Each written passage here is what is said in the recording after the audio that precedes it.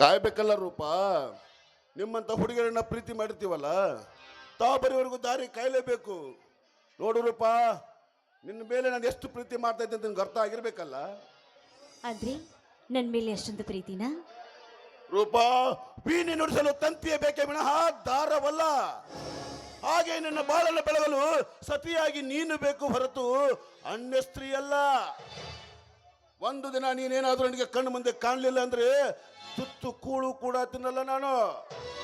ಕೆಲವೊಂದು ದಿನ ಉಪವಾಸನೆ ಇರಬೇಕಾಗತ್ತೆ.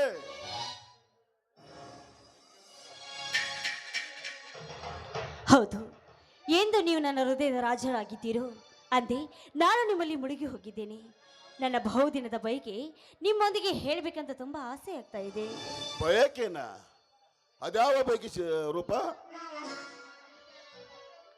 ಏನಿಲ್ಲ, ಮತ್ತೆ ನಾನೀಗ ನೀವೀಗ 3 ತಿಂಗಳ ಗರ್ಭಿಣಿ. ರೂಪ, ಯಾಕೆ ಆಶ್ಚರ್ಯವಾಯಿತಿ? ಆಶ್ಚರ್ಯವಲ್ಲ ರೂಪ, ಗಂಡನ ಗರ್ಭಿಣಿಯಾದಳು ಎಂಬ ಈ ಸಮಾಜ ನನಗೆ ಕೆಟ್ಟ ಪಟ್ಟ ಕಟ್ಟುತ್ತದೆ ಎಂಬ ಚಿಂತೆ ಮಾಡ್ತಾ ಇದ್ದೇನೆ. ನೋಡಿ, ಗಾಬರಿ ಪಡೆಯುವಂಥ ವಿಷಯ ಏನಿಲ್ಲ. ನಾನು ಸುಮ್ಮನೆ ತಮಾಷೆ ಮಾಡಿದ್ದೆ ಅಷ್ಟೇ. ನೋಡಿ, ಎಂದು ನೀವು ನನ್ನ ಕೊರಳಿಗೆ ತಾಳಿ ಕಟ್ತೀರೋ ಅಂದೇ ನಾನು ಸಂಪೂರ್ಣವಾಗಿ ನಿಮ್ಮ ಮೇಲೆ ವಿಶ್ವಾಸ ಅಷ್ಟೇ ಇಲ್ರಿ.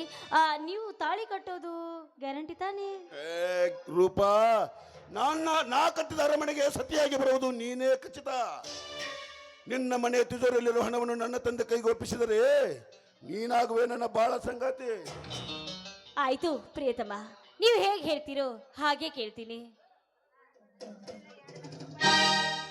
ಹಾಗೆ ಹೋಗುವೆ ಅಥವಾ ಈ ಮನ್ಮತನ ಮನ ತರಿಸುವಂತೆ ಹಾಡನ್ನಾದ್ರೂ ಹಾಡು. ನನ್ನ ಪ್ರಿಯತಮ ಕೇಳೋದೇಚ, ನಾನು ಹಾಡಿ ಕುಣಿಯೋದೇಚ.